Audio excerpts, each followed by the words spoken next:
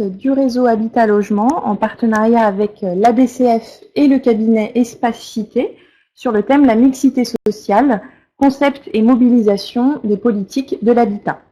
Il s'agit de la 4e session du cycle de webconférences entamé en novembre 2015 sur la réforme de la gestion de la demande et les attributions de logements sociaux. L'enjeu de cette session d'aujourd'hui, c'est de comprendre comment garantir la mixité sociale et le droit au logement, permettre l'accès des plus démunis aux quartiers favorisés et accueillir des populations aisées dans des secteurs plus précarisés. Il faut donc agir sur l'offre, organiser le processus et accompagner les choix résidentiels. Tout cela est évidemment déterminant et la réforme y incite. Cette webconférence a pour objectif de vous permettre de situer les grands enjeux de la mixité sociale dans l'attribution des logements sociaux et d'y réfléchir autour d'exemples concrets avec Claire Delpech, responsable habitat à l'Assemblée des communautés de France, l'ADCF, Anne-Catherine Ledeuf, qui est directrice générale déléguée d'Espace Cité, une agence spécialisée dans les politiques territoriales de l'habitat et le renouvellement urbain, et Colette Popard, qui est vice-présidente du Grand Dijon, déléguée au logement et à la politique de la ville. Posez vos questions et nous faire part de vos remarques dans le module qui est situé en bas de votre écran. Donc n'hésitez pas à nous poster vos impressions et vos questions. Et donc je laisse la parole à Claire Delpech qui va nous situer les grands enjeux du sujet. Bonjour à tous. Bonjour à nouveau à ceux qui sont fidèles sur ce cycle de webconférences. Alors, sur ce thème de la mixité sociale et de la réforme des attributions, je vais faire une introduction assez courte et forcément assez générale pour planter le décor sur cette question qui est quand même extrêmement complexe, tant d'un point de vue philosophique ou sociétal que d'un point de vue opérationnel. En tout cas, le passage de l'un à l'autre suscite évidemment un très grand nombre de difficultés. C'est celui-là. Voilà. Alors, peut-être que déjà on peut se dire que la référence à la notion de mixité, c'est évidemment pas nouveau. On retrouve cette référence de façon assez régulière dans les discours politiques et plus particulièrement dès lors qu'on aborde la question des politiques du logement. Quand on regarde du point de vue législatif, on voit bien que cette notion de mixité, elle est le fil conducteur des politiques d'intervention, notamment dans les quartiers d'habitat collectif, et de très nombreuses lois ont porté sur des objectifs de mixité sociale et de lutte contre les discriminations et la ségrégation. Alors, je les cite là et j'en oublie sûrement, mais les grands moments, on va dire, de ces moments législatifs, les grandes lois, c'est évidemment la loi Besson, la loi de solidarité et de renouvellement urbain, 10 ans après, dans les années 2000, et puis qui sont suivies par toute une série de lois très importantes qui sont soit des lois très encadrant sur cet objectif de mixité, ou au contraire des lois plutôt boîte à outils, qui donnent des moyens d'intervention pour aller vers plus de mixité et lutter contre les discriminations. Alors c'est la loi sur le DALO, c'est la loi engagement national sur le logement, plus récemment la loi Allure, et puis on parlera de l'avant-projet de loi qui est en cours de travail et qui devrait arriver avant l'été au Parlement. Ce qu'on peut dire aussi, c'est que cette notion de mixité, elle est très clairement exprimée dans les PLH, les programmes locaux de l'habitat, puisqu'il est précisé que le PLH définit les objectifs, les principes d'une politique qui vise à répondre aux besoins en logement et en hébergement et à favoriser le renouvellement urbain et la mixité sociale. Donc on voit bien quel est le cadre général et que cette mixité finalement elle est présente dès lors qu'on est sur la question des politiques de l'habitat tant au niveau national qu'au niveau local. Alors, de quoi s'agit-il? Vous allez voir que je vais essayer de faire le tour de la question en une diapositive, ce qui constitue quand même un tour de force, mais allons-y peut-être de façon assez simple. D'abord, il n'y a pas de définition juridique de la mixité, donc c'est difficile de dire exactement ce qu'elle est. On peut dire deux choses en fait. C'est un état de fait qu'on peut décrire, donc c'est le constat d'une diversité, d'une cohabitation sur un espace ou un territoire donné de groupes sociaux qui ont des caractéristiques diverses, qu'il s'agisse du revenu, du type ou du statut de ménage, ménage avec enfants, sans enfants, à deux, pas à deux, etc., qu'il s'agisse de l'âge, de la nationalité, de l'appartenance à un groupe religieux, un groupe ethnique, du statut professionnel, salarié, pas salarié, etc. Donc ça, c'est un état de fait, c'est un état de description. Mais cette mixité, c'est aussi un processus. C'est un processus qui vise à faciliter la survenance de cette diversité, de cette cohabitation, avec l'objectif d'aboutir à quelque chose de plus équilibré dans la répartition des populations sur un territoire et avec une idée de cohésion sociale. On parle de cohésion sociale et territoriale. Donc finalement, il n'y a évidemment pas de recette pour dire quelle est la bonne mixité, ce qui est véritablement la mixité. Ce qu'on sait dire en revanche, c'est ce qui n'est pas la mixité. On sait dire ce qui est la non-mixité. On en reparlera peut-être un petit peu tout à l'heure. Et on sait que la non-mixité, en tout cas les collectivités reviennent souvent sur cette question de la concentration. Elle est souvent abordée en matière d'habitat sur la question de la discrimination ou de la concentration qui devient un problème lorsqu'elle est subie et lorsqu'elle se transforme en processus de discrimination, justement, notamment en partant des quartiers paupérisés. Donc finalement, on pourrait dire que la mixité, elle devrait se traduire par la capacité des acteurs locaux et des collectivités, mais pas qu'elles, à pouvoir choisir pour les ménages leur lieu de vie et avoir facilement accès sur un espace donné au transport, aux services, aux équipements. Voilà. Autour de cette notion-là, on pourrait travailler la question de la mixité et on voit bien que les politiques de l'habitat sont évidemment particulièrement concernées par cette question de mixité. Alors, une autre façon de répondre à cette question, qu'est-ce que c'est que la mixité, ou de regarder un petit peu les enjeux en matière de mixité, c'est d'analyser les différentes questions qui sont posées par la mixité. Bien évidemment, il y a une question d'échelle qui paraît assez évidente, à laquelle peut s'appliquer cette diversité, cette mixité sociale. Ça va de la cage d'escalier à l'agglomération, avec toutes les modulations qu'on peut y mettre, à quelle est l'échelle de la mixité, à quelle échelle il faut enclencher ce processus, l'analyser, la regarder. Il y a une question de critères, quels sont les critères qui permettent de dire on est en situation de mixité ou de non-mixité, sachant qu'il y a des critères qui sont des critères légaux, que la loi explicite, les niveaux de revenus, des questions de nationalité, d'âge, et puis il y a des critères implicites, qui sont des critères non dits. Il y a la question du sens à donner à la mixité, qui revient beaucoup dans les débats récents. Finalement, est-ce qu'il s'agit de faire venir des classes moyennes dans les quartiers populaires? Ça a souvent été ça, la mixité. Ou au contraire, est-ce qu'il s'agit de permettre aux ménages défavorisés l'accès à des quartiers plus attractifs, plus résidentiels? On est sur ces deux interrogations de la mixité et cette question du double sens. Et puis enfin, la question de la temporalité, puisqu'autour de la mixité, il s'agit d'articuler la question du temps court, la question de l'urgence, qui est notamment celle du droit au logement, répondre en urgence à un besoin impérieux de logement, c'est aussi la question du DALO, et le temps long, puisque si on veut redonner de l'attractivité résidentielle à des quartiers, jouer sur des logiques de flux pour diversifier le parc de logement et ses conditions d'accueil, bien évidemment, on est sur du temps long. Donc on est sur ces questions aussi de contradiction entre la mixité et le droit au logement.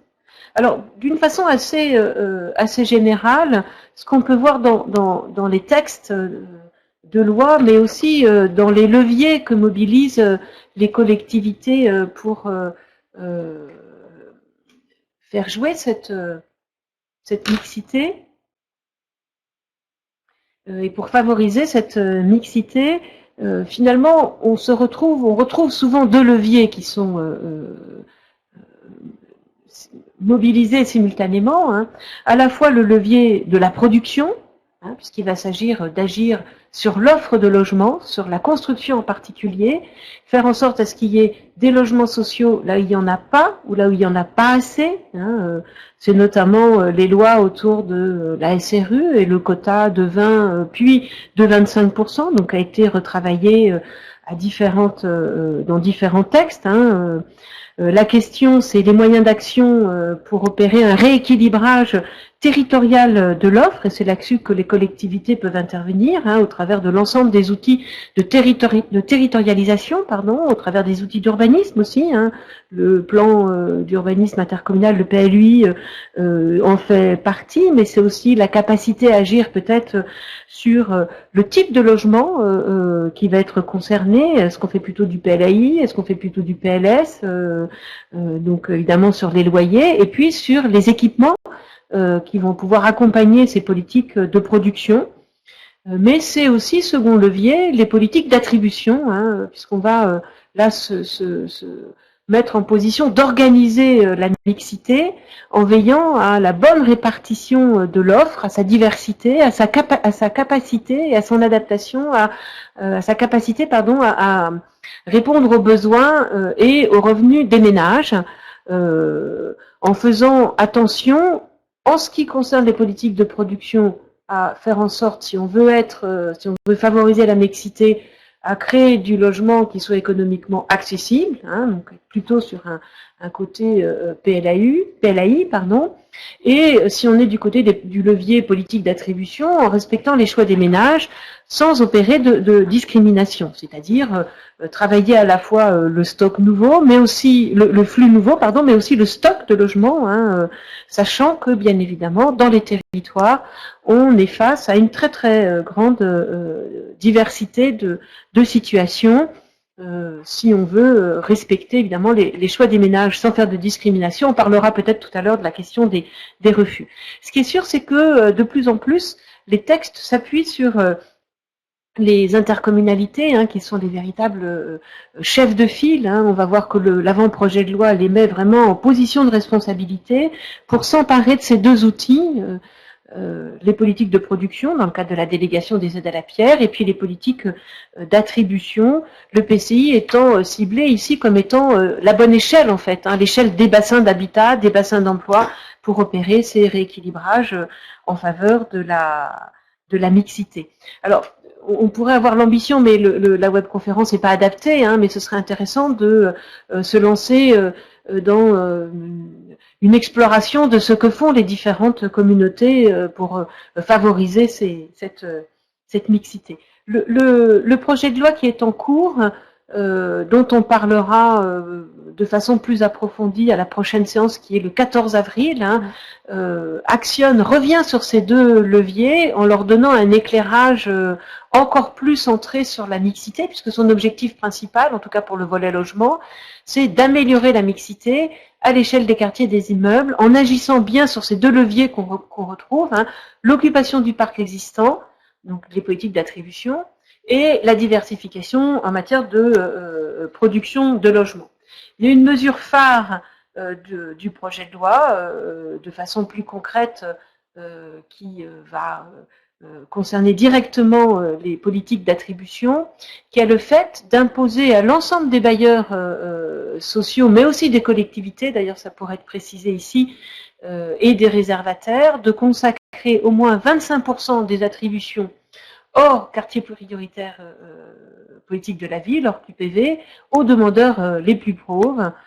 Donc on voit bien là l'axe très très fort qui est donné en matière de rééquilibrage en faveur de la mixité, dans le sens de sortir des QPV pour faire venir des ménages aux revenus modestes vers des quartiers dits plus attractifs.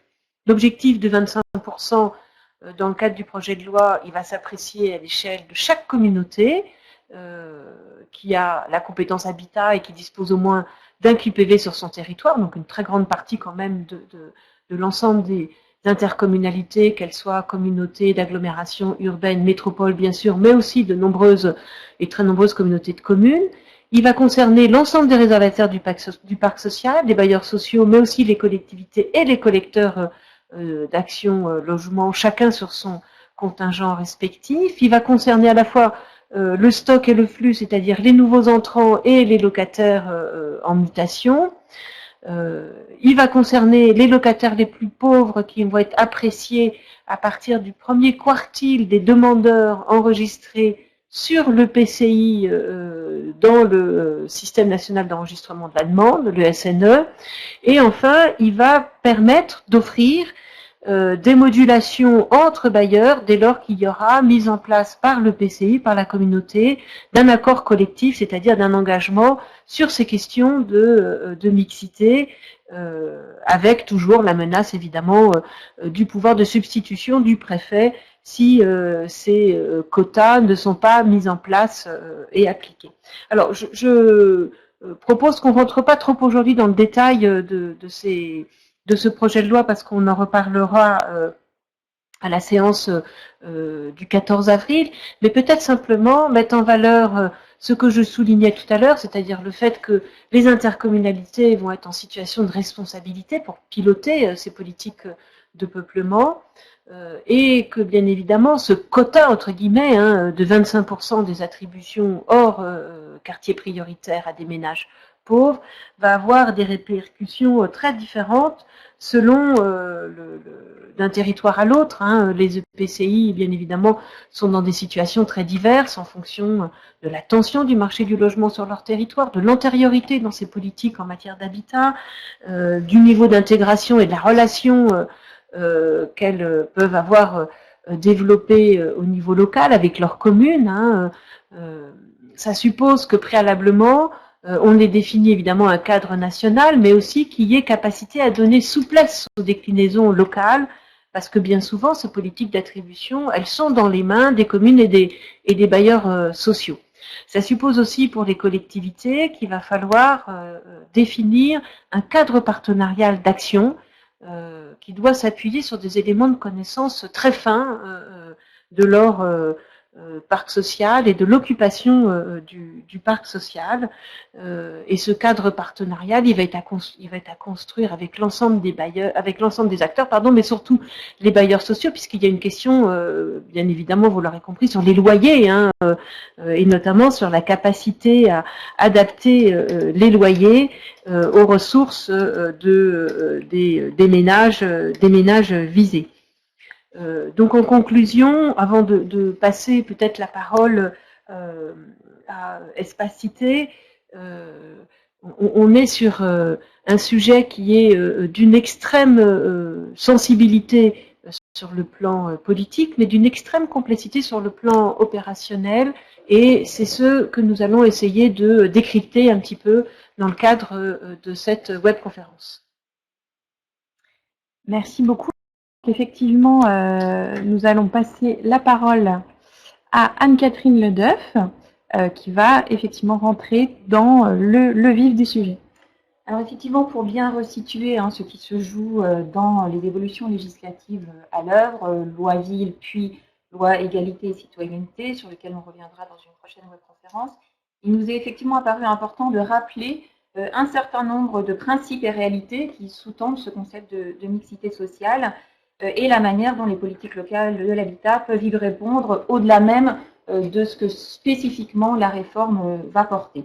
Et ceci à la fois pour bien donner du sens, à retrouver le sens de ces réformes législatives et anticiper, et je dirais alimenter aussi les débats locaux que vous aurez certainement dans la préparation, notamment de cette fameuse convention d'équilibre territorial qui est prévue par ces évolutions législatives.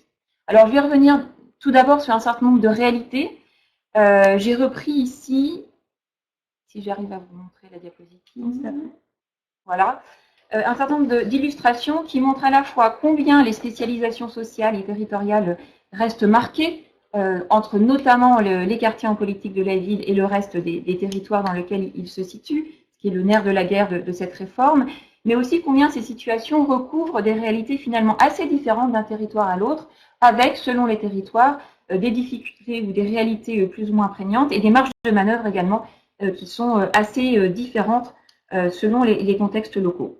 Alors, au niveau national, les écarts sociaux entre les quartiers en politique de la ville et le reste du territoire dans lequel ils s'inscrivent restent très importants, avec des fragilités économiques souvent 2 fois supérieures à la moyenne au sein de ces quartiers. Et c'est ce qu'illustre très régulièrement les rapports et les analyses de l'Observatoire national de la politique de la ville, dont je reprends ici quelques indicateurs, autour effectivement d'une batterie de données qui montre que, par exemple, les revenus, la part des prestations sociales dans les ressources des ménages, ou encore la situation face à l'emploi, sont bien évidemment dans des décrochages très importants entre ces quartiers en politique de la ville et le reste des unités urbaines dans lesquelles ils se sont situés. Donc là, je vous renvoie pour le détail de ces données, effectivement, au rapport régulier que produit cet observatoire national et qui, effectivement, est très riche d'enseignements sur la situation des territoires. Toutefois, derrière ces grandes réalités nationales se cachent d'importantes disparités locales, et c'est sur ce point-là que je voulais également insister, avec des situations de polarité sociale plus ou moins importantes d'un territoire à l'autre. Alors, c'est ce qui illustre notamment les fameuses cartographies des données carroyées de l'INSEE, qui d'ailleurs avaient servi à identifier les territoires prioritaires de la nouvelle géographie de la politique de la ville en 2014, et qui montrent de manière assez fine la manière dont notamment les ménages en précarité financière sont accueillis, sont hébergés, sont accueillis au sein des territoires de ces intercommunalités. Alors, dans les 3 cartes que vous voyez ici, que je ne vais pas forcément détailler, on voit quand même un accueil et une répartition plus ou moins équilibrée de ces ménages pauvres. Alors, les ménages pauvres, c'est plus un carreau est foncé, plus on assiste à une proportion de ménages pauvres important. Et plus ces carrés sont juxtaposés en couleur foncée, plus on assiste à ce qu'on pourrait dire un effet de quartier, c'est-à-dire effectivement une concentration spatiale à grande échelle de ces populations en précarité économique. Et on voit bien là, dans ces 3 cartographies, qu'on assiste malgré tout, pour des territoires qui sont tous concernés par des géographies prioritaires de la politique de la ville, avec effectivement des effets de quartier, des effets de spécialisation sociale, de polarité sociale, plus ou moins marqués, avec pour corollaire un accueil plus ou moins équilibré de ces ménages pauvres au sein des territoires de l'intercommunalité, réalités qui sont à la fois liées à la réalité de la moyenne de la précarité des populations, mais aussi à l'effet des politiques publiques et la capacité qu'ont eu par le passé ces politiques publiques à être dans une approche équilibrée de l'accueil de ces ménages en précarité. Alors, on voit bien dans ces exemples une des premières complexités de ces politiques publiques orientées en faveur d'une mixité sociale, c'est bien évidemment que les situations à résoudre, les déséquilibres à résoudre ne sont pas de même ampleur, et également les marges de manœuvre, moyens d'action ne sont bien évidemment pas les mêmes entre un territoire très attractif, sous forte pression de la demande locative sociale et en développement, que pour un territoire à l'inverse, et de manière peut-être un peu caricaturale, un territoire qui se situerait en déprise démographique, où la construction et le rééquilibrage de l'offre locative sociale est limité puisque en faible développement et où la population est globalement en grande précarité. On voit bien là, dans ces situations, que à la fois les situations de non-mixité sociale sont plus ou moins prégnantes et que les leviers pour les résoudre sont plus ou moins accessibles et plus ou moins complexes à mobiliser de la part des politiques publiques de l'habitat.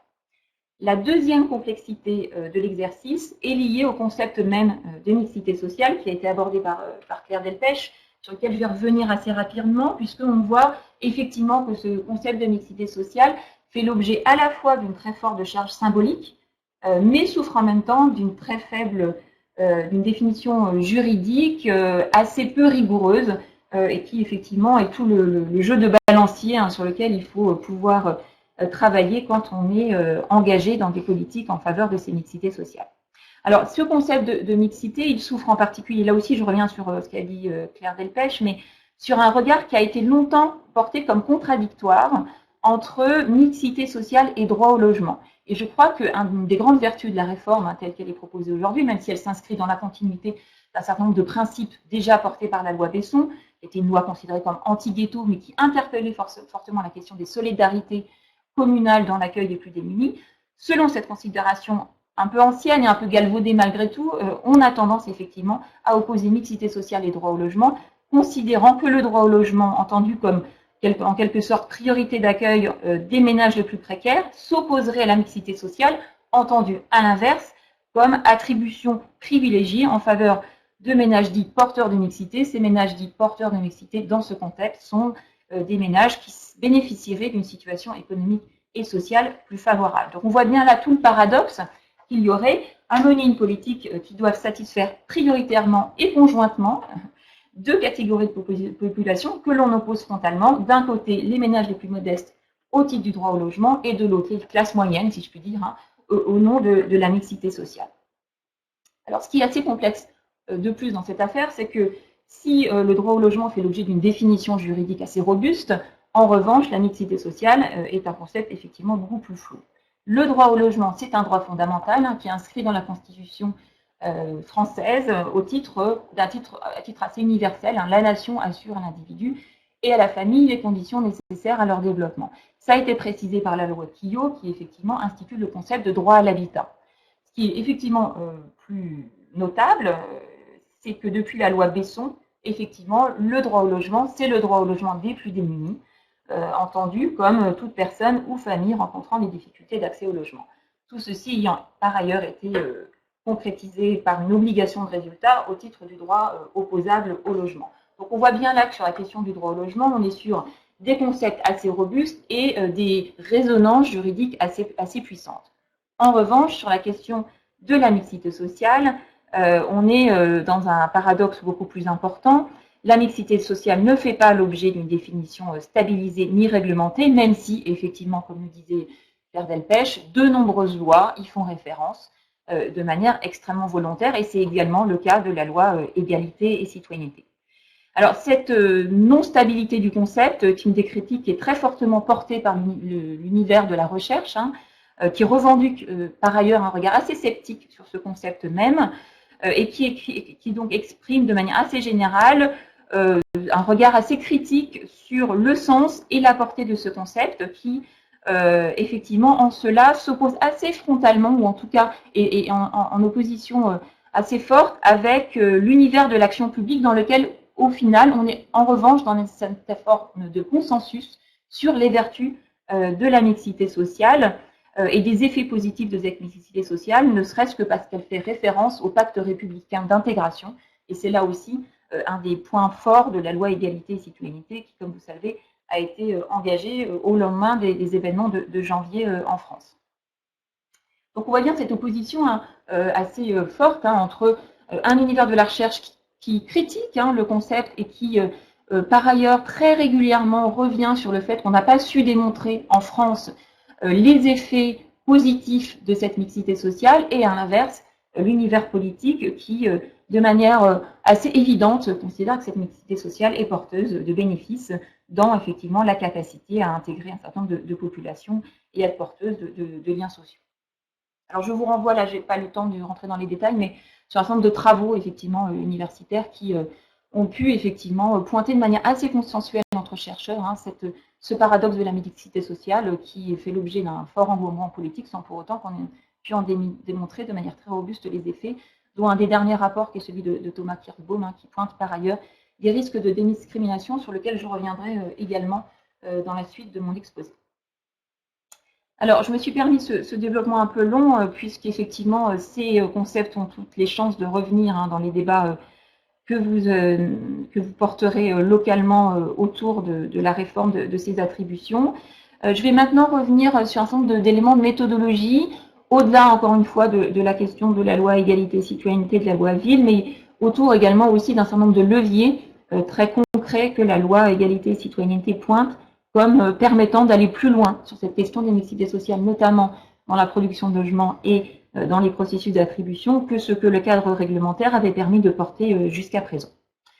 Alors, la lecture conjointe de la loi Ville et de la loi Égalité et Citoyenneté montre bien le principe d'une stratégie, comme le disait Claire Delpech, assise sur deux démarches complémentaires. Dans les intentions du législateur, il s'agit à la fois d'accueillir des populations dites plus aisées dans les ensembles urbains les plus précarisés, et à la fois, je dirais, et surtout, de permettre un meilleur accès des plus démunis aux quartiers dont ils sont exclus par le simple jeu de l'offre et de la demande, qui existe également dans le secteur du parc locatif social, et donc en permettant à ces ménages d'avoir et de bénéficier d'une équité, d'une plus forte équité de prise en charge par les pouvoirs publics et par les institutions au sens large. Et c'est bien là que se situe, je crois, la forte philosophie de la loi, puisqu'il ne s'agit pas, comme je disais tout à l'heure, d'opposer mixité sociale et droit au logement, dans une démarche qui ne s'intéresserait que aux quartiers dits non mixtes, donc aux quartiers pauvres, aux grands ensembles, et qui en cela ne ferait que minorer l'accès au parc social des ménages les plus vulnérables et donc de s'opposer au droit au logement. Dans la loi égalité et citoyenneté notamment, il s'agit avant tout de détendre la pression de la demande la plus précaire sur les quartiers prioritaires de la politique de la ville et de proposer, de développer une capacité de choix alternatif pour ces ménages défavorisés en dehors de ces quartiers en politique de la ville et au sein des quartiers notamment plus favorisés.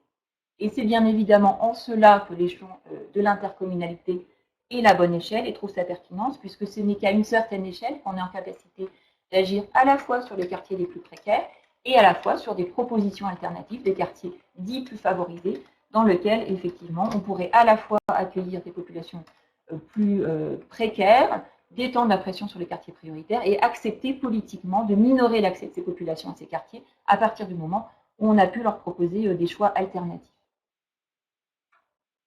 Voilà, je vais terminer sur cette première partie par l'identification des principaux leviers sur lesquels on peut agir. J'ai eu l'occasion déjà dans les précédentes conférences de présenter ce schéma, mais il est effectivement éminemment important sur cette question des mixités sociales, puisqu'il s'agit, pour porter ces politiques en faveur d'une mixité sociale qui n'oppose pas ces concepts de droit au logement et de mixité, d'agir de concert et en cohérence sur les trois leviers que sont la politique de l'offre, d'une part, les processus d'attribution, d'autre part, et l'accompagnement et le décryptage des choix résidentiels, d'autre part. Au titre de la politique de l'offre, mais j'y reviendrai, avec notamment, bien évidemment, une redistribution de l'offre accessible, plus équilibrée à l'échelle de l'intercommunalité, encore une fois pour détendre la pression sur les quartiers prioritaires, avoir une politique de loyer qui permette d'accorder une plus grande universalité d'accès de ce parc social aux ménages dont les revenus sont les plus limités, et puis toutes les politiques d'amélioration de la qualité du parc qui permettent d'accorder une plus grande universalité, pour le coup, d'attractivité de ces différents segments du parc social. Les processus d'attribution, avec un certain nombre de dispositifs qui sont prévus par la loi et plus globalement l'intention de mettre en convergence les politiques portées par les différents acteurs du logement, et ça c'est un des points sur lesquels je me permettrai d'insister, également la question des choix résidentiels qui, comme vous le savez, sont finalement assez puissants dans les processus d'attribution dans un contexte où, dans certains territoires, on est dans des taux de refus qui avoisinent les 40% des propositions de logement qui sont faites à ces ménages. Alors, n'hésitez pas à poser vos questions donc dans le module situé en bas de votre écran. En attendant que nos participants nous envoient leurs questions, je vous propose peut-être de continuer quelques minutes, Anne-Catherine. Alors, poursuivons. Donc, je vais revenir effectivement sur ces différents leviers. Donc, effectivement, notamment, je voudrais insister sur la nécessité d'être très constant et de vraiment être très attentif à la mise en convergence entre ces trois leviers et de ne pas mettre d'un côté le PLH qui agit sur l'offre de logement, ou PLH et les projets de renouvellement urbain qui s'intéressent au dur, à l'investissement en politique de construction, les processus d'attribution qui finalement serait un dispositif un peu parallèle, qui peut porter les mêmes intentions, mais sans pour autant qu'on soit très attentif aux interactions entre ces deux leviers. Et puis le troisième point qui est la question des stratégies résidentielles, qui je trouve reste quand même assez timide dans la réforme, même si on pose en intention des concepts autour de la location choisie, sur lequel on reviendra d'ailleurs dans la prochaine webconférence. Je trouve que cette question des choix résidentiels dans les politiques publiques, que ce soit au niveau local ou au niveau national, reste quand même un sujet sur lequel on s'attelle de manière assez timide et peut-être dans un effet de mobilisation assez moins fort que les deux premiers leviers sur lesquels, voilà, bon an, mal an, avec l'expérience et avec les évolutions législatives, on voit bien que là, il y a nécessité de bien les coordonner. Alors, on va, voilà, je vais terminer là aussi sur cette considération générale, sur bien évidemment le fait de réinsister, comme on disait tout à l'heure, sur le fait que cette réforme des attributions va devoir s'appliquer dans des contextes qui sont très différents. Non seulement les réalités territoriales, sociales et urbaines que j'évoquais tout à l'heure autour d'un certain nombre d'indicateurs sociaux, bien évidemment, encore une fois, les marches à franchir, les réalités, les difficultés et les marges de manœuvre ne sont pas les mêmes, en particulier entre un territoire très attractif, tendu, avec une diversité de la demande, et des territoires en déprise démographique où finalement la demande est globalement très précarisée. Mais les mêmes marges de manœuvre sont aussi, les marges de manœuvre sont aussi très différentes selon la gouvernance locale, selon la capacité qu'aura eu l'intercommunalité par le passé à faire valoir la valeur ajoutée d'une action portée au niveau intercommunal et des territoires dans lesquels les intercommunalités découvrent cette question des attributions, ce qui est quand même le cas dans un certain nombre de territoires, et où de ce fait, leur légitimité vis-à-vis des communes à imposer et faire valoir ce rôle un peu d'autorité organisatrice que lui propose de saisir le législateur sera effectivement beaucoup plus difficile dans un cadre où il faut très vite apprendre quels sont les enjeux et quels sont les moyens d'action et en même temps convaincre le partenaire de la valeur ajoutée de l'intervention à ce niveau intercommunal. À ce titre, je me permets d'insister effectivement sur la difficulté de l'exercice en territoire détendu ou bien évidemment sur le rééquilibrage des spécialisations sociales, notamment dans cette intention de dire qu'à la fois on va accueillir des populations précaires dans les territoires qui sont aujourd'hui assez peu solidaires dans cet accueil des plus démunis, et en même temps essayer d'accueillir des populations moins modestes dans les quartiers en précarité. Bien évidemment, on sait très bien que dans les territoires détendus, c'est difficile, puisqu'on a une demande qui globalement est précarisée. Et à ce titre, on n'a pas le temps de développer dans le détail ici. Bien évidemment, on ne sera pas dans le grand soir du rééquilibrage, mais il y a malgré tout des marges de manœuvre qui existent dans ce que j'appelle moi les petits ajustements de proximité, l'équilibre fin des équilibres sociaux aux échelles les plus fines, et puis avec un travail très attentif, on y reviendra je crois dans l'exemple de Dijon, sur les politiques de mutation, puisque dans ces territoires, la demande c'est c'est majoritairement des demandes de mutation, pour faire en sorte que ces mobilités internes au parc ne déstabilisent pas davantage les équilibres sociaux à l'œuvre, voire puissent être des porteurs de mixité sociale, et ce qui implique tout particulièrement une coordination entre les collectivités locales et les organismes HLM, notamment sous la houlette de l'intercommunalité. On peut passer à l'action sur l'offre, s'il n'y a pas de questions pour le moment de nos participants. Voilà, donc je vais revenir un peu dans le détail sur ces trois grandes familles de leviers. Au titre du travail sur l'offre de logement, là encore, il s'agit d'agir concomitamment sur les quartiers dits spécialisés et le reste du territoire de l'agglomération pour permettre l'accès des plus vulnérables aux secteurs dont ils sont exclus ou dont ils ne sont pas suffisamment bénéficiaires, pour inciter en parallèle les moins précaires à aller dans des ensembles urbains dont ils sont a priori à leurs yeux a priori peu attractifs. Ça impose bien évidemment un développement équilibré de l'offre de logement social à l'échelle de l'agglomération, avec ce rôle effectivement central du programme local de l'habitat qui là a permis bien évidemment dans le passé de démontrer sa valeur et finalement le caractère assez dépassionné, je trouve, progressivement du travail sur la solidarité autour de la construction de logements sociaux, avec effectivement en même temps une diversification de l'offre de produits, des logements, dans les quartiers de grands ensembles notamment, ou des quartiers dans lesquels on offre majoritairement une offre de logement à dominante locative sociale. Ça implique également dans ces quartiers dits spécialisés un travail très volontaire sur l'attractivité du parc social ancien et donc une politique de réhabilitation très ambitieuse pour diminuer la marge d'attractivité et les déficits d'attractivité du parc social de ces territoires qui, bien évidemment, ont été construits dans des périodes très anciennes avec certes des atouts, mais aussi un certain nombre de déficits de qualité, par exemple en matière de performance énergétique, mais aussi en matière de qualité du logement et d'adaptation aux usages plus modernes de ces logements. Sur la qualité des ménages plus précarisés aux différents territoires du parc, et notamment en dehors des quartiers politiques de la ville, là j'insiste simplement sur les politiques de loyer qui vont être effectivement un des points importants de la réforme. Bien évidemment, ces loyers, c'est un déterminant très fort des difficultés d'accès des ménages les plus précaires au parc social. Et ça va être un levier d'action très puissant pour résoudre ces difficultés dans un contexte où effectivement ces loyers sont très inégalitaires. Alors là, je reprends un certain nombre de statistiques qui sont régulièrement pointées par le Haut Comité pour le logement des personnes défavorisées. Je citerai deux chiffres. 39% des loyers sont au-dessus des plafonds APL en France, ce qui veut dire que les ménages qui ont besoin d'être APLisés à 100% ne peuvent pas accéder à ces logements. Donc c'est quand même très considérable en matière de masse des logements concernés, avec effectivement 70% des logements les plus récents qui eux-mêmes sont supérieurs aux plafonds APL. Donc on voit que les ménages les plus précaires ont des grandes difficultés à accéder au parc le plus récent et à une part finalement assez importante du parc social. Et à l'inverse, c'est le deuxième focus que je fais, hein, bien évidemment, une surdétermination des zones urbaines sensibles, enfin maintenant des QPV, dans l'accueil de ces ménages, puisque ce sont ces quartiers emblématiques de la ville qui concentrent les loyers les plus bas des agglomérations. Alors, je ne vous apprends rien, mais bien évidemment, au niveau national, on voit que les statistiques, elles sont quand même assez frappantes.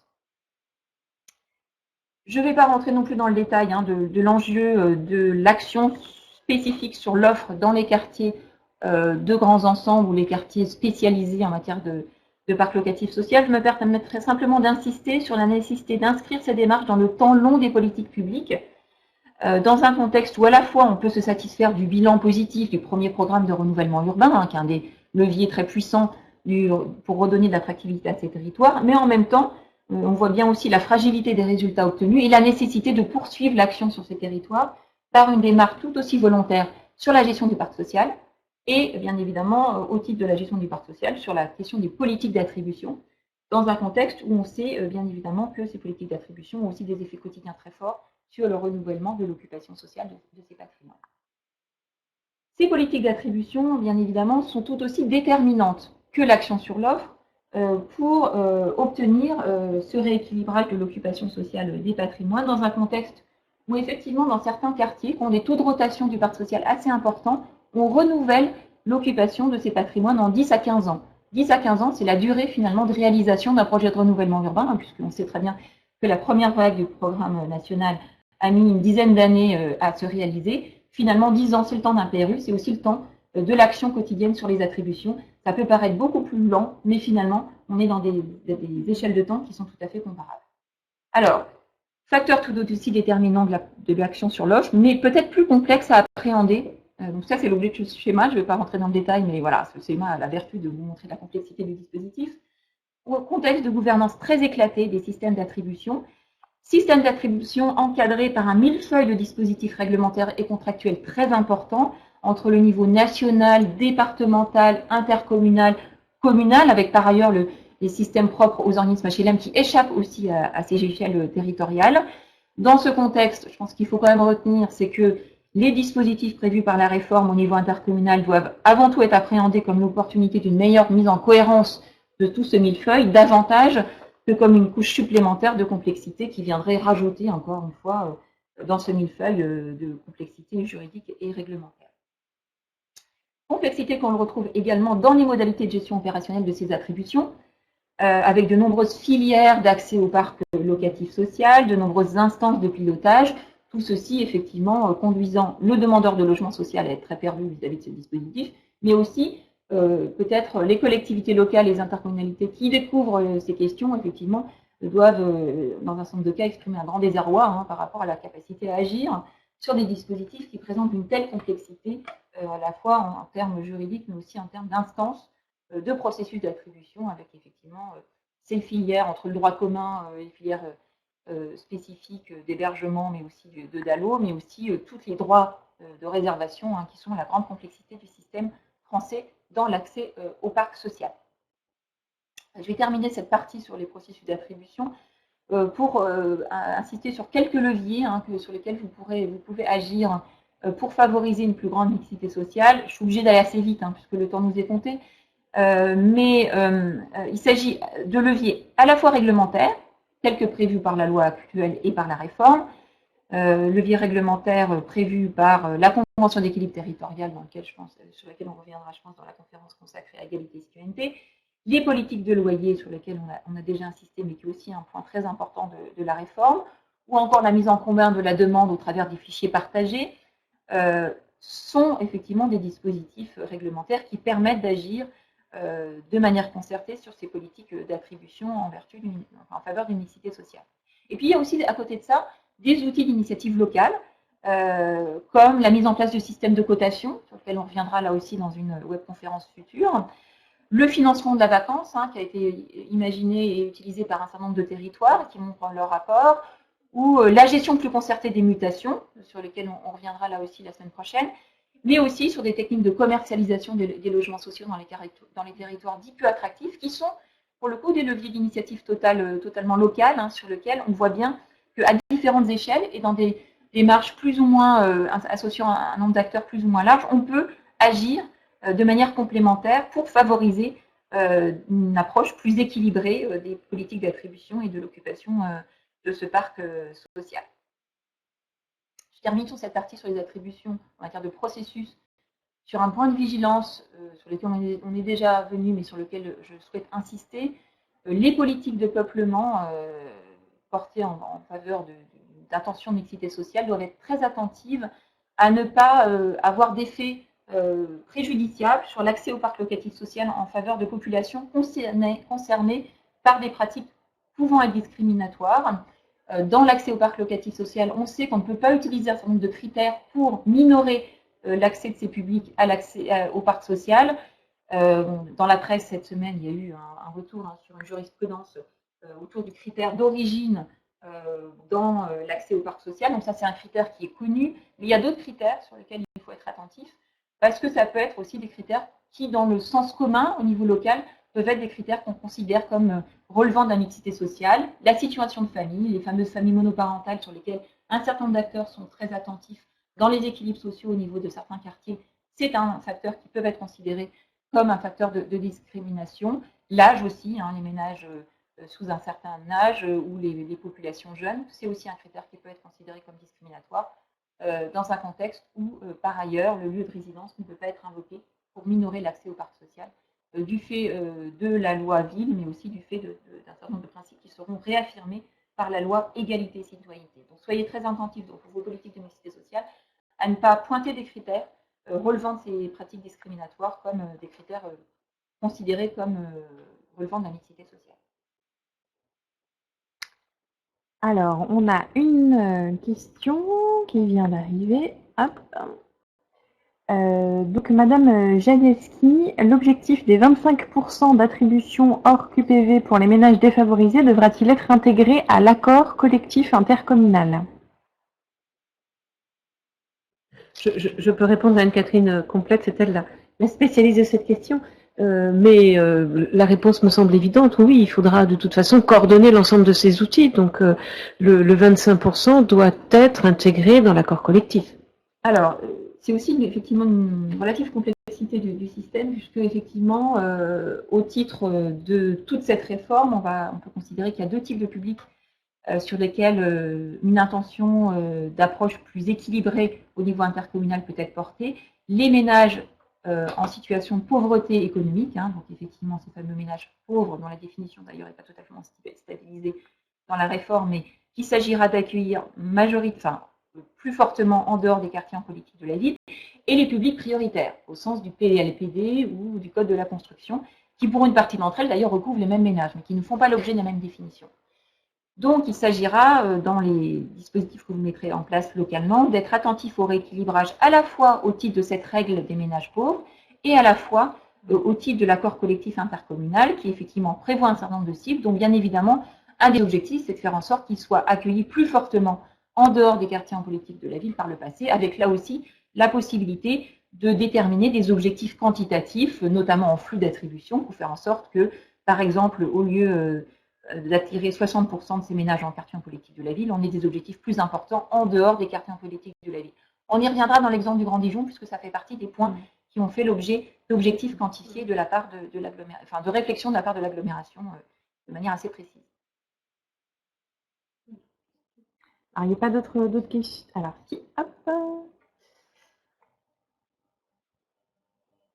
Alors, Madame Masclet nous demande, peut-on inscrire des objectifs chiffrés dans la convention d'équilibre territorial? Je dirais oui et surtout, enfin oui, oui, pas forcément. Enfin, pour l'instant, c'est pas l'État est pas. Enfin, il y a un certain nombre d'attention prévues dans la loi Égalité et Citoyenneté. Il faudra voir dans quel document ceci est transcrit, mais bien évidemment, la convention d'équilibre territorial avec l'accord collectif intercommunal vont être un peu les instruments très concrets et opérationnels de ce rééquilibrage dans un contexte où effectivement la loi Égalité et Citoyenneté pour le moment prévoit ces 25% d'attribution en dehors des quartiers en politique de la ville pour les ménages en situation de précarité économique. Donc évidemment, les conventions d'équilibre territorial pourront et devront certainement intégrer des objectifs quantitatifs. Est-ce qu'on peut même dire que il y aurait intérêt à fusionner les accords collectifs et les conventions d'équilibre territorial. Alors, je me demande si le projet de loi, il faut voir si c'est écrit véritablement comme ça ou si c'est simplement suggéré, mais quand on voit la complexité et le nombre de conventions qu'il va y avoir à établir, on voit bien l'intérêt de réunir ces deux documents. Alors en particulier dans les territoires qui sont assez peu outillés sur ce sujet jusqu'à présent, il ne faut effectivement pas perdre les élus dans un millefeuille de dispositifs contractuels. Dans d'autres territoires, certains le revendiquent, qui avaient déjà des accords collectifs ou qui avaient des dispositifs très puissants dans des intentions d'équilibre de l'accueil des ménages les plus vulnérables. Je n'aurais peut-être pas forcément la même réponse, en particulier dans certains territoires qui ont des objectifs de processus très puissants dans l'accueil des plus précaires, par exemple par des systèmes de cotation, et qui n'ont pas forcément besoin d'objectifs quantitatifs précis de résultats pour parvenir à un rééquilibrage, puisque les processus au quotidien permettent déjà ce rééquilibrage. Alors une remarque de Madame Ligonèche de l'agglomération Seine-Eure, les communes se sentent de plus en plus dessaisies de leurs compétences. Il y a eu les PLUI, maintenant les attributions. Cela leur paraît beaucoup et peut-être une difficulté, d'autant que les élus communautaires sont aussi des élus de communes. Est-ce que vous avez une réflexion sur cette remarque? Oui, je crois que on voit bien dès lors qu'on est sur des concepts qui sont liés au rééquilibrage territorial, ça semble assez logique de positionner ces politiques au niveau communautaire. Donc l'idée là, c'est surtout pas d'opposer ce que ferait la communauté et ce que pourraient faire les communes, c'est au contraire d'être, je le disais tout à l'heure, de construire ce cadre partenarial. Il existe déjà dans bien des points de la communauté, sur le plan financier, sur le plan de la mutualisation des ressources, des moyens, les services communs, etc. Donc il y a déjà toute une histoire de l'intercommunalité, de son intégration, qui fait qu'on emporte les communes dans l'objectif commun qui, en matière d'habitat, est la réalisation du projet de territoire, la satisfaction des parcours résidentiels, etc. Et on sait que les moyens pour y parvenir, c'est effectivement de mettre en commun ces outils dans une dynamique de coélaboration, en particulier pour les territoires qui découvrent l'exercice, c'est la co-construction du PADD en ce qui concerne le PLU, mais c'est aussi la collaboration de ces accords dans lesquels il ne s'agit pas de tourner le dos aux communes, mais au contraire, il s'agit de faire un état des lieux bien compris de l'ensemble des difficultés sur le territoire et de voir comment peuvent s'opérer ces politiques de rééquilibrage. Je crois qu'effectivement, si on observe les territoires qui sont les plus avancés sur ces questions d'attribution au niveau intercommunal, sans avoir pour autant attendu que la réforme l'impose, on voit bien que l'intercommunalité, à la fois, est la bonne échelle vertueuse, on l'a dit tout à l'heure, pour concilier, par exemple, mixité sociale et droit au logement, mais aussi parce qu'on est plus fort ensemble. C'est-à-dire qu'effectivement, l'intercommunalité, à minima, c'est aussi faire valoir l'intérêt conjoint et plus fort des différentes communes qui, toutes seules, ont plus de mal à peser dans les négociations avec les partenaires qui, par ailleurs, ont aussi un intérêt à avoir un lieu plus concerté, plus unique, plus central, de mise en débat d'un certain nombre d'orientations. Donc ce dialogue avec les organismes HLM ou ce dialogue avec les services de l'État sont bien évidemment plus efficaces, mais aussi un vrai apport aussi pour permettre aux communes de faire valoir leur voix, y compris leur voix et leurs intérêts communaux dans un cadre plus élargi. Alors une question de Madame Gallet, très intéressante. Une fois écartés les critères qui amènent à une discrimination, que vous avez présenté tout à l'heure Anne-Catherine, reste alors uniquement le critère de la ressource pour assurer la mixité sociale? Alors c'est le critère de la situation socio-économique, si je puis dire, économique et financière. Effectivement, c'est la question des ressources, ce n'est pas un point sur lequel on est en lien avec des pratiques éventuellement discriminatoires. Et puis la situation face à l'emploi, qui effectivement est un point important, la part des ménages en instabilité, la part des ménages effectivement en situation de chômage. Et puis un critère que l'on retient assez souvent aussi, c'est la part des prestations dans les revenus, puisque bien évidemment, les ménages qui sont très dépendants des prestations sociales pour avoir effectivement des ressources sont aussi des ménages en situation de vulnérabilité. Donc ça, je vous renvoie à ce titre sur la conférence que nous avons donnée sur l'observation de la demande et des attributions, sur lequel je suis un peu rentrer dans le détail sur les critères qu'on peut prendre en compte. Mais effectivement, les critères pour lesquels on est certain de ne pas être dans des pratiques discriminatoires sont les critères économiques et financiers. Dans un contexte où finalement, pour avoir testé la question, on se retrouve finalement, quand on essaye d'identifier les territoires qui peuvent être en situation de vulnérabilité, finalement, on a une juxtaposition de critères qui est assez convergent entre la précarité économique et financière et d'autres critères qu'on pourrait juger comme valant interrogation en matière de mixité sociale. Donc finalement, le fait de retenir les critères économiques et financiers sont des critères de synthèse assez efficaces sur l'ensemble des autres critères de mixité sociale. C'est d'ailleurs le choix que fait l'ANRU, très clairement, après avoir regardé différentes possibilités. C'est très clairement le choix qu'il a fait, notamment dans le NPNRU. C'est le choix aussi que font l'ensemble des dotations d'État, y compris la réforme de la DGF, qui s'orientent quand même, le fonds de péréquation intercommunale, le FSRIF, etc., qui mettent au cœur de ces dispositifs de redistribution financière et de péréquation la question du revenu des ménages. Alors, pas mal d'interrogations sur cette question de critères d'attribution et de discrimination. Est-ce que prioriser des critères d'attribution, c'est discriminer, nous demande Madame Smolinski. Si vous prenez un des 20 critères que j'ai pointés, oui.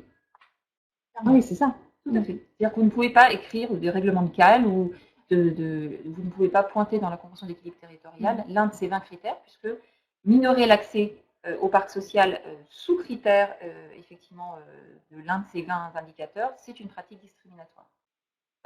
Même si effectivement dans la pratique, on pourrait considérer que si on minore l'accès d'une population à un quartier donné pour motif de mixité sociale, on peut en même temps immédiatement favoriser son accès dans d'autres quartiers. Donc évidemment, il ne faut pas être non plus, je puis dire, dictatoriaux dans cette appréciation, puisqu'on peut être dans des principes vertueux d'équilibre et de réponse simultanée pour ces ménages dans différents segments du parc, mais il faut être très attentif à ce qu'on écrit, puisque ça peut être considéré comme une pratique discriminatoire. Bien, alors on peut passer à la dernière partie de votre intervention. Je vais effectivement terminer très rapidement pour laisser effectivement la parole à Madame Popard sur cette question des choix résidentiels.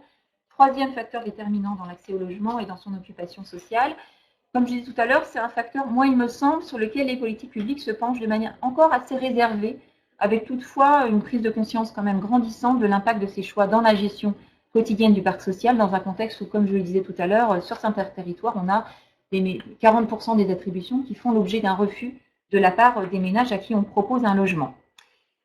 Ces choix résidentiels, ils sont conditionnés par un certain nombre de facteurs, de déterminants qu'il convient de bien appréhender pour y répondre et pour orienter au mieux ces choix résidentiels dans un objectif de mixité sociale. Il s'agit tout d'abord de critères qui conditionnent la mobilité des ménages et puis de critères qui orientent les choix. Les critères qui conditionnent la mobilité sont des critères internes aux ménages, par exemple un changement de situation socio-professionnelle, une mutation professionnelle implique effectivement un choix de changement de résidence de la part du ménage, mais aussi une évolution de la cellule familiale, le départ d'un enfant ou l'arrivée d'un enfant, bien évidemment, impacte des besoins en changement de logement assez évidents. Et puis il y a des facteurs externes qui sont des facteurs déstabilisateurs qui incitent également à la mobilité, un accident d'avis, mais aussi un projet immobilier, un projet de renouvellement urbain, une démolition, une vente, implique effectivement une mobilité qui, dans un cas ou dans un autre, n'ont pas forcément tout à fait la même valeur, qu'il s'agisse d'un choix assumé volontaire de la part du ménage ou d'une contrainte et d'un effet qui lui est imposé. Et puis il y a des facteurs, encore une fois, qui orientent les choix, les conditions de logement actuelles, qui mettent le demandeur dans une situation d'urgence ou de moindre urgence vis-à-vis du logement qu'on pourra lui proposer.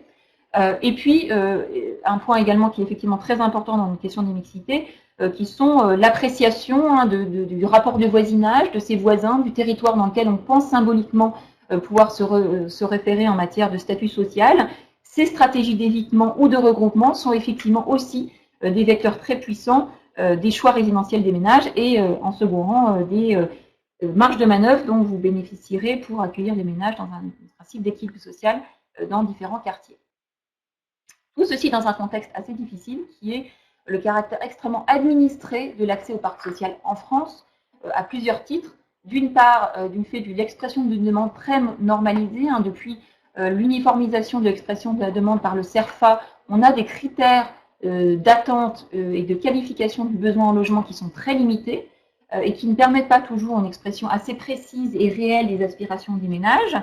Et puis également dans un contexte, pour faire vite, où finalement l'expression du choix possible pour le ménage, c'est de refuser. C'est pas forcément d'exprimer ses besoins et ses aspirations d'une manière très qualitative, comme on le ferait dans le secteur privé, c'est de dire oui ou non à un logement qu'on leur a proposé, d'où les effets sur les taux de refus que j'indiquais tout à l'heure.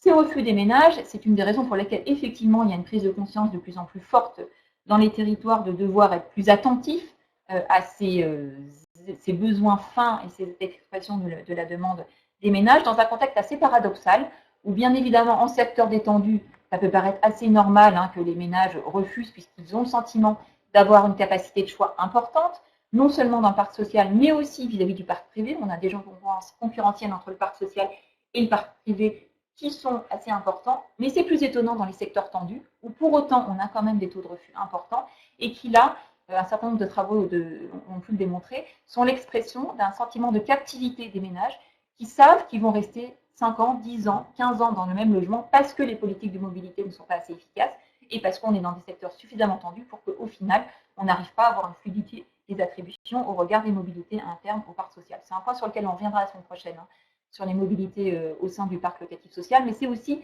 un des facteurs qui explique ces taux de refus très importants. Et ce qui est aussi très important, c'est de voir qu'on a des taux de refus des ménages d'allo qui là aussi sont assez importants et qui sont l'expression de ce sentiment de captivité et de faible choix dans l'expression de ces besoins dans l'accès au parc locatif social et qui bien évidemment oblige en quelque sorte les acteurs à revoir leur stratégie à ce titre.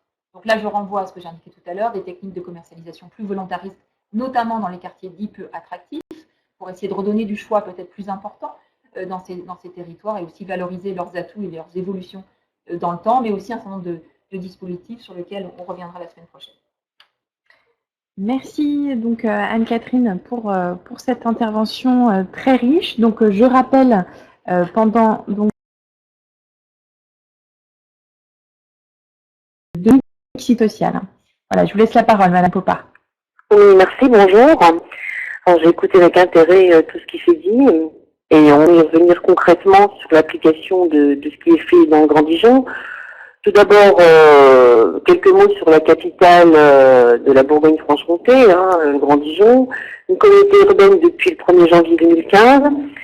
Elle bénéficie d'un positionnement géographique au carrefour d'axes structurants, autoroutes, TGV, et la communauté urbaine inscrit son action dans un projet de développement durable, avec notamment un travail effectué sur les transports, TGV et sur le tram, etc.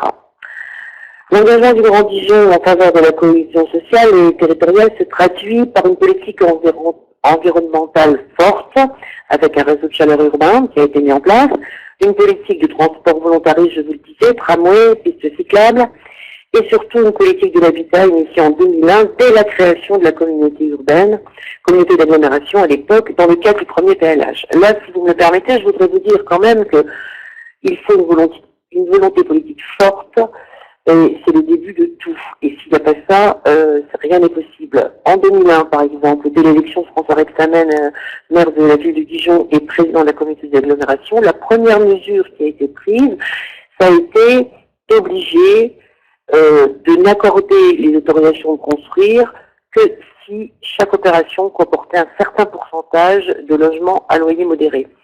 Pourquoi? Parce que pour éviter les concentrations dont vous avez beaucoup parlé tout à l'heure, et dont nous allons encore parler ici sur certains quartiers politiques de la ville, mais aussi pour permettre la diversité et la mixité sociale sur l'ensemble de l'agglomération. Voilà, c'est quelque chose d'assez important dont je voulais vous parler. Alors, le Grand Dijon est engagé sur ces questions d'habitat, je vous le disais, depuis 2001.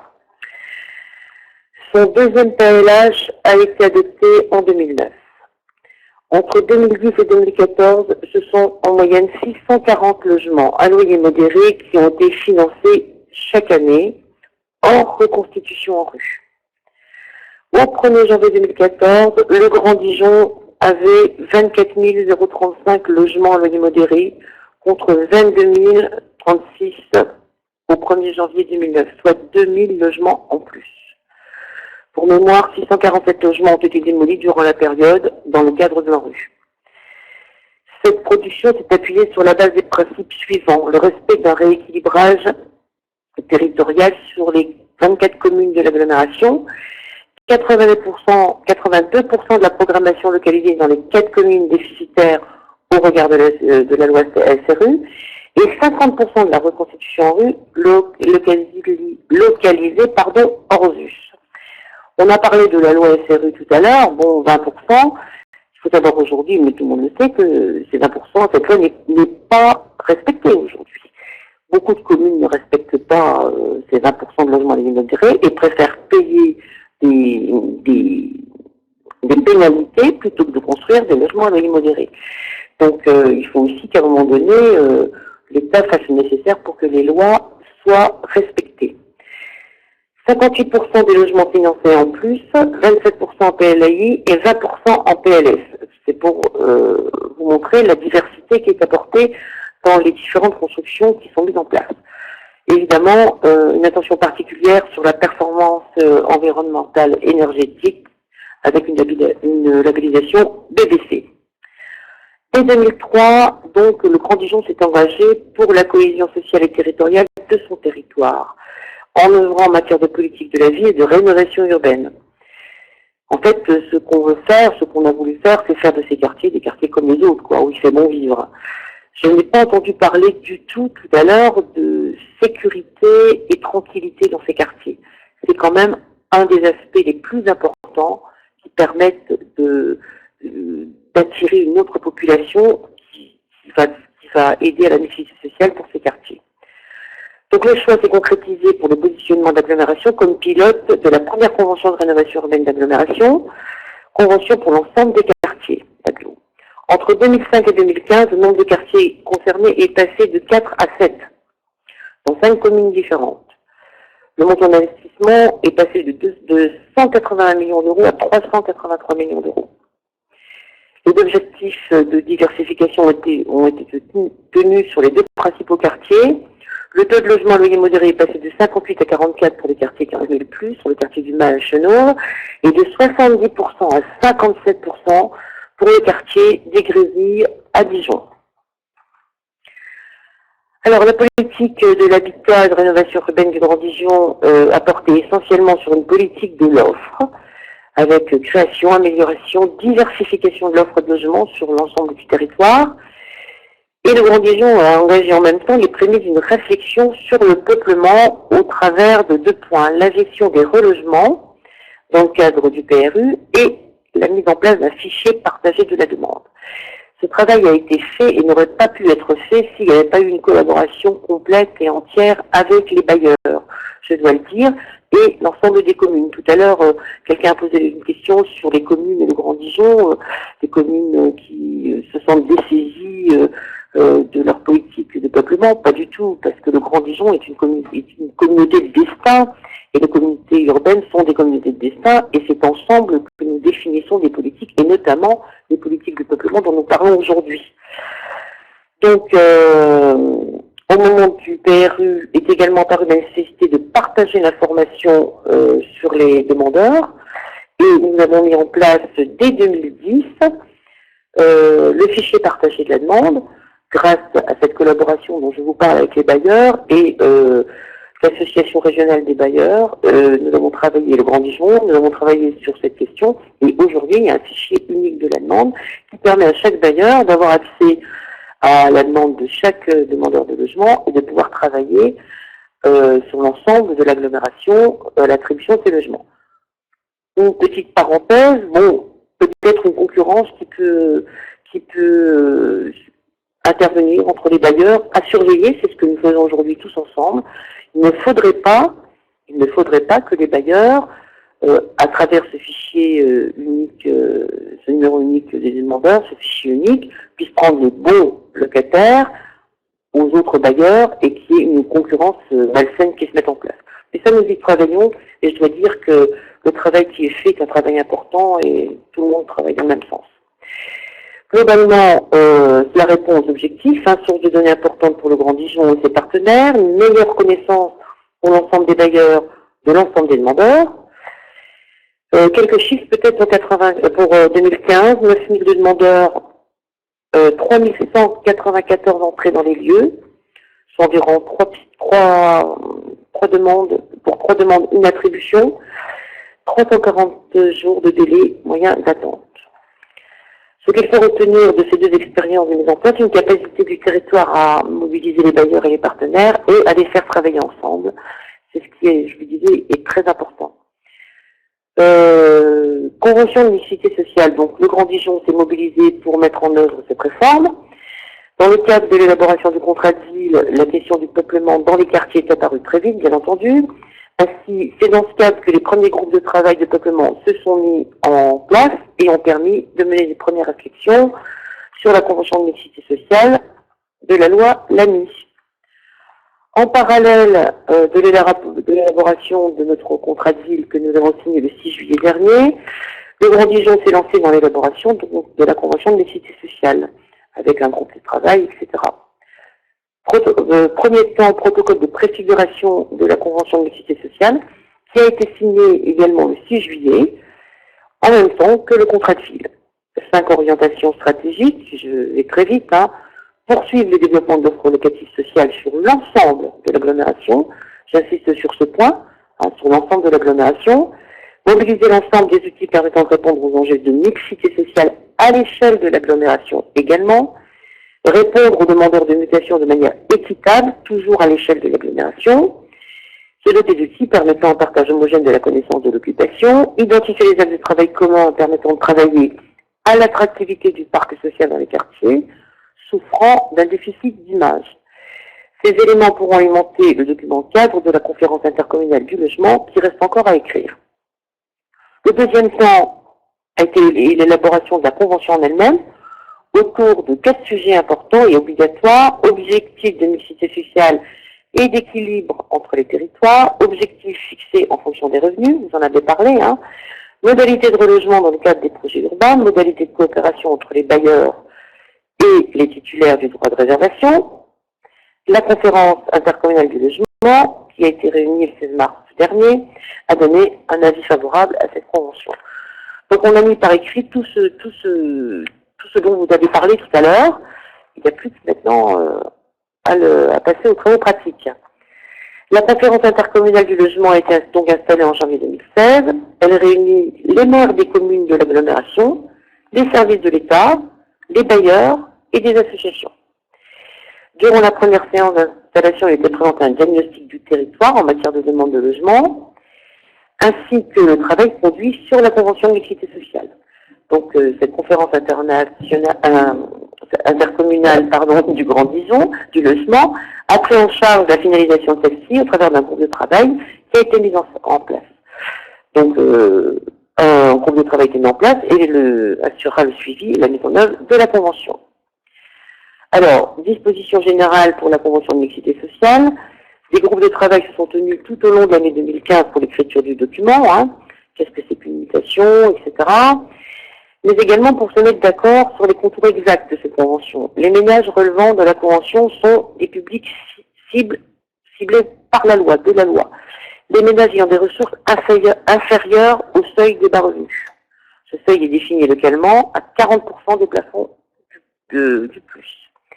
Les ménages de l'accord collectif départemental tels que définis dans le PDA-LPD, car pas d'accord collectif en cours aujourd'hui en valide dans notre département. Volonté des élus et des partenaires pour ne pas être que punitifs ou trop restrictifs. Et enfin, les ménages porteurs de mixité, à savoir les candidats qui remplissent les conditions suivantes: des ménages des candidats solvables, CDD de plus de 6 mois, mission d'intérim régulière, CDI, retraités, plus les candidats ayant des ressources supérieures à 60% des plafonds de plus. Je dois vous dire que ceux-là, on les recherche. Aujourd'hui, avec la paupérisation que nous constatons un peu partout, on s'aperçoit qu'on a énormément de mal à faire venir les ménages porteurs de mixité dans les quartiers politiques de la ville. Le périmètre et l'ensemble des quartiers prioritaires et territoires de veille. Nous n'avons pas fait de distinction entre les deux, volontairement, pour éviter que ces derniers ne décrochent un peu plus. Alors, analyse de l'occupation du parc indispensable. Une deuxième étape du travail a été la réalisation d'une analyse fine de l'occupation du parc, ainsi qu'une analyse sur les flux, le partage des connaissances au départ, puis analyse plus fine. On s'est inscrit dans un travail réalisé à l'échelle de 2 quartiers politiques de la ville, de Dijon. Donc, je vous donne pas vous connaissez les critères, mais à l'échelle de l'agglomération des communes, des quartiers et sous-quartiers. Cette analyse a permis de faire ressortir 3 segments. Ceux dont l'occupation est plutôt meilleure que la moyenne, environ 11% du parc des quartiers politiques de la ville, et ceux qui sont dans la moyenne communautaire, environ 45% du parc politique de la ville, et ceux dont l'occupation est fragile, ça représente 44% du parc. Vous devez avoir un tableau, là, qui va être illisible, j'imagine, et une carte qui peut peut-être vous donner une idée du résultat. En matière d'attribution, des propositions d'objectifs ont été faites pour les 3 catégories de ménages ciblées dans la Convention. Ménages sous le seuil des bas revenus, au minimum 40% des attributions. Ménages du contingent préfectoral mal logés, au maximum, oui j'ai dit minimum, c'est maximum, pardon. Je reprends, ménages sous le seuil de bas revenus, au maximum 40% des attributions. Ménages du contingent préfectoral mal logés, au maximum 20% des attributions, et ménages porteurs de mixité au minimum 20% des attributions. Alors, on a fixé ces objectifs en voulant être réaliste, quoi. Hein. Les partenaires ont indiqué dans la convention qu'ils seraient suivis tous les ans et que nous pourrions les redéfinir après une analyse. Sur le relogement, j'irai plus vite. Hein. Relogement, c'est la reconduction des modalités ayant permis un relogement de qualité dans le cadre du premier PRU. Travail partenarial, bien entendu, avec les bailleurs, mais piloté par le Grand Dijon. Coordination et coopération entre les bailleurs, les réservataires et les communes. Donc ça, c'est un travail qui avance bien. Orientation pour faciliter le parcours résidentiel et les mutations. La question de la gestion des mutations, notamment des ménages déjà logés dans ces quartiers. Le développement d'une offre nouvelle dans l'ensemble de l'agglomération, ainsi que l'existence d'un fichier partagé de la demande, ont créé une concurrence entre les organismes, je vous le disais tout à l'heure, pour capter les meilleurs candidats. Or, c'est collectivement qu'il faut traiter la question des mutations, et nous sommes en train de travailler là-dessus, notamment pour les ménages souhaitant demeurer dans les quartiers prioritaires. Il faut que tout le monde joue le jeu, parce que sinon on n'y arrivera pas. En effet, avant de pouvoir attirer de nouveaux ménages dans ces quartiers, il faut d'abord réunir toutes les conditions pour offrir de meilleures conditions de logement aux habitants qui y sont déjà et qui souhaitent y rester. Dans la Convention de mixité sociale, il a été défini des priorités communes pour traiter les mutations.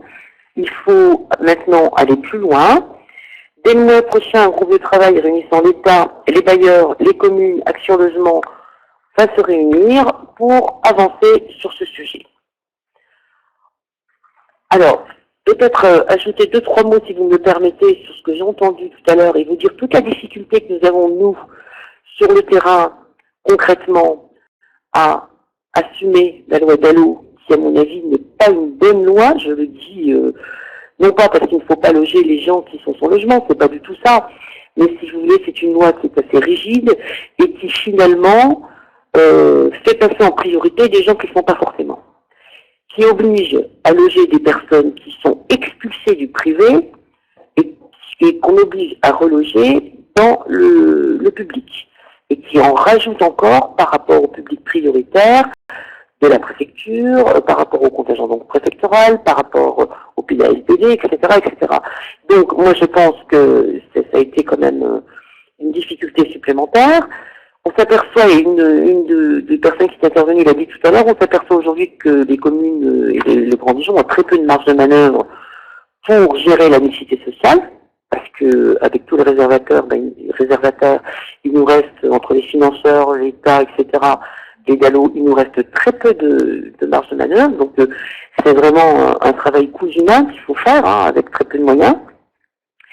Et enfin, pour vous dire que s'il n'y a pas la volonté politique de construire des logements à loyer modéré qui manquent un peu partout, il sera très difficile de faire de la mixité sociale. Enfin, dans les quartiers de la politique de la ville, je réinsiste sur le fait qu'il faut assurer la tranquillité publique et l'attractivité de ces quartiers. Alors la rénovation urbaine a été faite dans certains, l'attractivité commerciale est en route, mais si on n'arrive pas à avoir un sentiment de sécurité dans ces quartiers, on n'arrivera pas à assurer la mixité sociale dont nous avons besoin. On ne réussira la mixité sociale que si on la met en place dans toute l'agglomération. En tous les cas, nous, pour notre territoire, c'est ce que nous faisons. Et l'attention particulière qui est apportée dans les attributions de logements pour les quartiers prioritaires de la ville, la même attention est apportée sur l'ensemble du territoire, de façon à assurer cette mixité sociale sur l'ensemble du territoire de l'agglomération de Genève. Je vous remercie. Merci beaucoup, Madame Popard, pour cette présentation de votre expérience très riche. Madame Grandlin, donc de la communauté d'agglomération intercommunale du Nord de la Réunion, nous dit que vous montrez un bel exemple de collaboration, notamment avec les bailleurs sociaux, et apparemment ce n'est pas le cas sur son territoire, donc apparemment elle vous envie. Voilà, Madame Clausel du Grand Avignon vous demande: les objectifs d'attribution sont-ils fixés pour les quartiers politiques de la ville ou pour tout le parc? Alors, ils ont été spécifiés sur les quartiers politiques de la ville, mais on est très attentif sur tout le parc. C'est-à-dire que c'est ce que je vous expliquais. La mixité sociale ne pourra vraiment être effective que si on est attentif sur l'ensemble des quartiers. Donc il y a des quartiers, des minima et des maximums qui ont été donnés, je les ai donnés tout à l'heure sur les quartiers politiques de la ville, et donc ils sont modulés en fonction des autres quartiers. Vous pensez bien qu'ils sont plus importants pour loger les personnes en difficulté dans les autres quartiers, avec la difficulté dont vous avez parlé tout à l'heure, du montant des loyers. Parce que les personnes qui sont en grande difficulté financière, économique, ont des difficultés à payer, ne peuvent pas payer des loyers de construction neuve. Là, c'est un vrai sujet, y compris des PLAI. Et c'est pour ça qu'on est en difficulté aujourd'hui, parce que les DALO économiques, pour ne parler que de cela, ont des difficultés, et chaque fois on ne trouve des logements que dans les quartiers politiques de la ville. Donc c'est vraiment une difficulté. Il va falloir quand même qu'il y ait un travail de fait, soit sur les aides de l'État, je doute qu'elles augmentent, soit sur une compensation, une augmentation des aides à la personne, à location logement, mais bon. Alors n'hésitez pas à poser vos questions ou vos remarques dans le module. Pour le reste de l'agglomération, les objectifs seront définis dans le cadre de l'accord collectif départemental qui n'est pas encore signé, qui est en train d'être discuté avec la préfecture. Mais il y a une vraie volonté d'équilibrer sur tout le territoire. Alors Madame Barra de l'agglomération Espace Sud Martinique, et on a aujourd'hui une bonne présence de nos territoires d'outre-mer, elle nous demande: pourriez-vous repréciser la question sur le point de vigilance à avoir sur la compétition entre bailleurs pour récupérer les meilleurs candidats dans le cadre du fichier partagé? Pour ne pas récupérer les meilleurs candidats. Oui, c'est ça. En fait, si vous voulez, oui, parce que avec le fichier partagé, tous les bailleurs ont accès à la demande de chaque dossier. Et donc, il a fallu qu'on se mette autour de la table et qu'on travaille ensemble, ce qu'on fait depuis quelques années, et on y arrive pour dire aux bailleurs: il faut que chacun joue le jeu. C'est-à-dire qu'il ne faut pas que tel bailleur prenne le bon dossier de l'autre bailleur, de la famille qui veut partir du quartier politique de la ville. Donc, si vous voulez, c'est vraiment une entente et un respect du travail que nous faisons ensemble qui peut permettre ça. Mais moi, je suis très vigilante, et je suis en train de faire sortir des statistiques, je suis très vigilante sur ce point, parce que si on n'arrive pas à respecter ce point de façon très stricte, on réussira pas. On réussira pas. Le fichier partagé a été demandé par tous, moi c'était une demande forte politique qu'on avait faite, et les bailleurs l'ont accepté, mais maintenant il faut que tout le monde joue le jeu. Je dois vous dire que c'est sur la bonne voie, quoi. Moi, je suis très contente du travail qui est fait avec les bailleurs. Je travaille avec eux depuis très longtemps. Moi, je suis adjointe au logement à la ville de Dijon depuis 2008. Ça fait quand même... Je suis présente dans une commission d'attribution de logement, et ça fait très longtemps que je travaille avec eux. On a vraiment... Ils sont très coopératifs, et sans eux, rien ne serait possible. Alors, une question de Claire Delpech, de la DCF.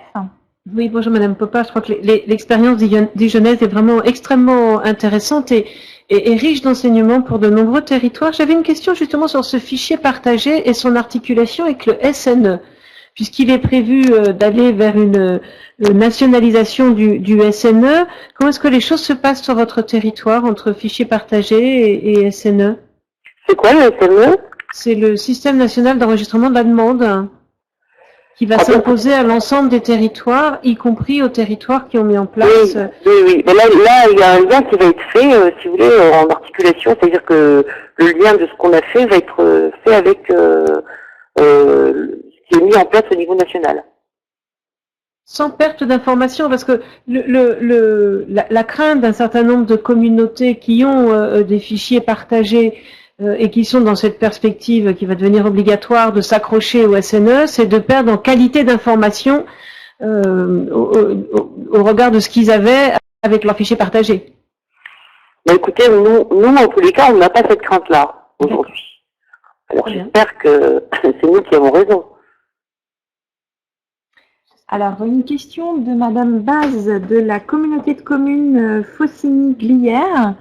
Comment est envisagée l'articulation entre la convention d'équilibre territorial et le document cadre défini par la CIL pour fixer les orientations? Pourquoi avoir démarré par la convention d'équilibre territorial? Pourquoi je suis incapable de vous le dire, hein, ça s'est fait de façon naturelle.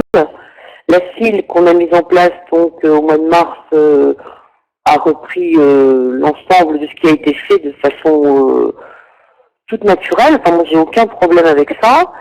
On travaille ensemble avec tous les protagonistes depuis le début, hein, donc si vous voulez, je vois pas où est le problème, quoi. Alors Anne-Catherine Ledeuf qui a travaillé sur votre projet peut... Non, je voulais simplement souligner qu'effectivement, une des raisons aussi pour laquelle on a proposé de faire intervenir Madame Popard, c'est que le Grand Dijon a été extrêmement réactif par rapport à la réforme et a anticipé un certain nombre de dispositifs réglementaires qui sont venus ensuite être formalisés par le ministère. Donc effectivement, le Grand Dijon a travaillé sur d'ailleurs ce que le Grand Dijon appelle la convention de mixité, et qui, je crois que vous êtes très attachée, Madame Popard, à garder ce terme, ce qui aujourd'hui est appelé convention d'équilibre territorial, et qui finalement est exactement la même chose, mais dans un territoire où effectivement le Grand Dijon a d'abord expérimenté sur 2 quartiers en politique de la ville et de la licence, et ensuite a développé ce travail sur l'ensemble de l'agglomération. Donc le fait qu'on n'ait pas de distinction ou une distinction qui peut paraître compliquée pour nos interlocuteurs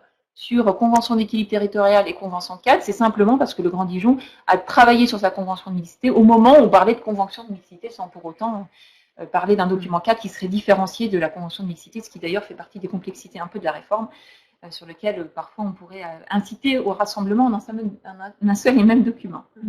Vous avez bien fait de recadrer les choses. Alors c'est vrai que le Grand Dijon est en avance, parce que depuis 2001, nous travaillons sur ces questions. Hein.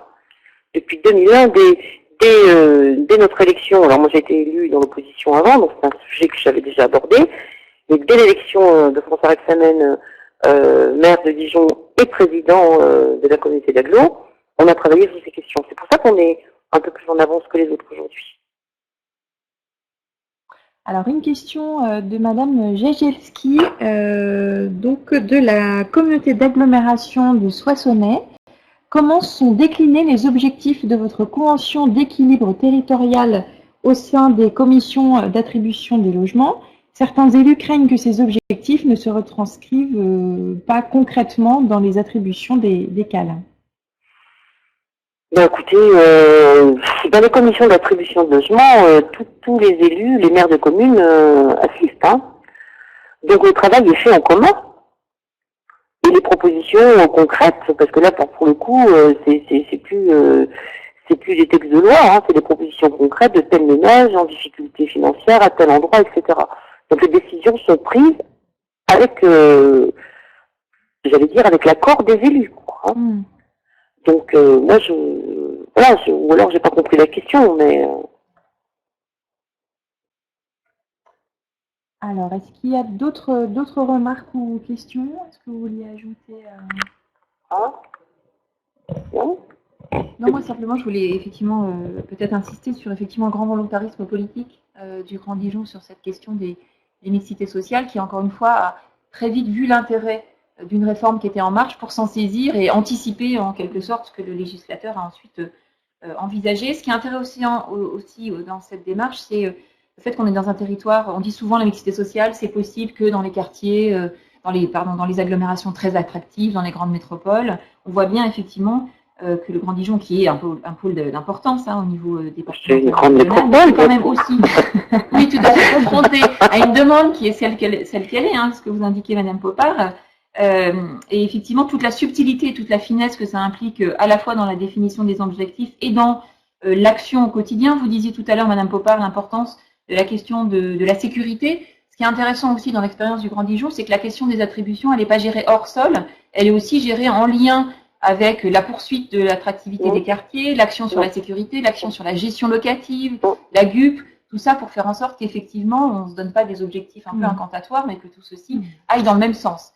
Et c'est vrai que ça aussi, c'est je pense, un exemple qui est intéressant. C'est-à-dire que la politique de l'habitat, elle ne se pense pas de manière isolée, mais effectivement en lien très fort avec tous les déterminants qui font l'attractivité des quartiers. Vous avez tout à fait raison de préciser ça. Moi, je voudrais vous dire aussi que tous les élus, les maires des villes concernés par les quartiers politiques de la ville travaillent avec nous. C'est-à-dire qu'on est tous ensemble. Et moi, je m'occupe aussi de la médiation, je m'intéresse à la tranquillité avec les maires, etc. Donc, tout est fait en même temps. Et c'est pour ça qu'on n'a aucune difficulté, parce que les maires sont associés et ne se sentent pas du tout dessaisis, bien au contraire. Oui, et je voulais simplement ajouter que le cadre de travail partenarial avec les bailleurs est bien installé. Et ça, je pense que c'est essentiel pour aller vers ces politiques de gestion à l'échelle d'un grand territoire des questions de mixité, en fait. Et quand on dit des bailleurs, c'est tous les réservataires. J'imagine que Action Logement a aussi sa part. Bien sûr, une part importante. Bien évidemment. Les bailleurs étaient demandeurs de ce travail. Ils sont demandeurs de ce travail parce qu'ils ont besoin aussi des élus. Et ils ont besoin d'une communauté d'agglo forte avec une vraie volonté politique. Aujourd'hui, si on construit autant de logements dans l'agglomération, je vous ai donné les chiffres tout à l'heure, c'est aussi parce que la communauté d'agglomération en a fait une priorité politique et subventionne la construction de logements. Donc, si vous voulez, on a une entente avec les bailleurs et Action Logement, bien sûr, très importante et indispensable pour continuer le dossier.